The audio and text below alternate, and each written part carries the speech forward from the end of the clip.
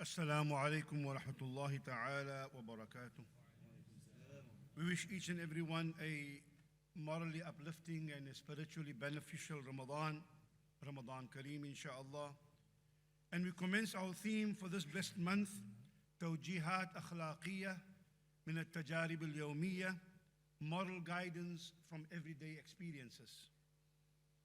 There is a saying attributed to the Prophet Muhammad sallallahu alayhi wa alihi wa sallam, where he said, ليس البر في حسن اللباس والزي ولكن البر في السكين والوقار. Righteousness or goodness is neither in dressing up nor in outer appearances, but rather in inner tranquility and self-dignity.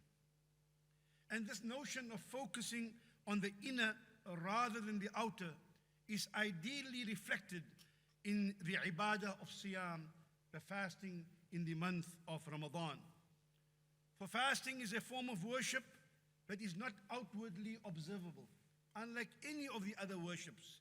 When we make salah, it's observable, the performance of salah. When we give charity of zakah, it's observable of the giver giving to the one who receives.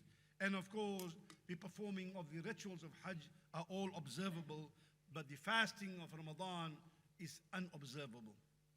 We live in a world dominated by superficial perceptions, where outer appearances seem far more important and significant than the inner realities. And how often in our lives we find that our judgments are based on stereotyping, very often on prejudice, whether it be looks, whether it be color, gender, nationality, ethnicity, social status. All of these are outer appearances. Now there's an incident that captures how people tend to focus more on the outer than the inner reality, focusing on the bark rather than the tree. A group of young graduates, all emerging leaders in their respective communities, were having some complaints and they wanted to see the Sheikh. So the Sheikh invited them, the old Sheikh Muhammad Saeed, to meet with them. And this group of young people journeyed towards the Sheikh, to his place, to his village, and eventually gathered at his home.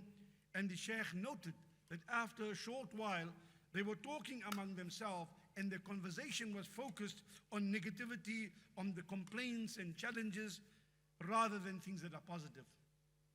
The Sheikh then brought them a large container, a jug of coconut juice or coconut water, if you will. And he poured this coconut water into assortment of cups: plastic cup, porcelain cup, glass cup, crystal cup. Some were plain, some were ordinary, some were expensive, some were exquisite. And he told themselves to help themselves to a cup of this coconut water. The first batch of people who went took the best cups and left the plastic and the cheaper ones for the others to have. After they all drank, the Sheikh said to them, "You may have noticed that all of the nicer looking cups were taken first, leaving behind the plainer ones. While it is okay to want the nicest looking thing, it is very often an indication of the source of people's negativity and the stress relations that they have in their lives." He said, "I gave you all the same juice, and be rest assured that the cup itself added no value to the juice at all. In fact, the quality of the juice was not compromised by the cup. In fact, the cup is merely the holder of what we drink.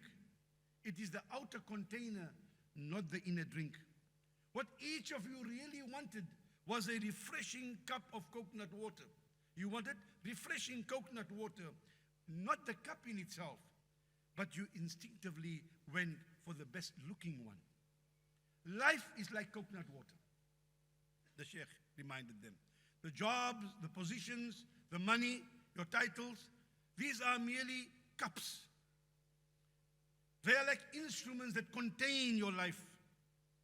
We compete for the cups, but the type of cup we have does not necessarily define the quality of fulfillment in our life.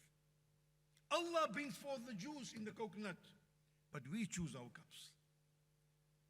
And we may sometimes not enjoy the juice because we focus far too much on the cup itself. You see, even within our own selves, there's very often a focus of prioritizing our outer appearances, which is good. But so much priority on how we look than how we really are. And the moral guidance we deduce from this example of Sheikh Muhammad Saeed and his students is that being too preoccupied with competing for the outer, sometimes we misappreciating the inner. And the balance between the inner and the outer is beautifully captured in the dua of Sayyidina Ali karramallahu wajhah, with the focus on goodness inwardly and outwardly. He supplicated the very famous dua, Allahumma ij'al sirriyati khayran min alaniyati waj'al alaniyati khayra. Oh Allah, make my inner to be better than my outer, and make my outer to be good. أقول قولي هذا وأستغفر الله والسلام عليكم ورحمة الله.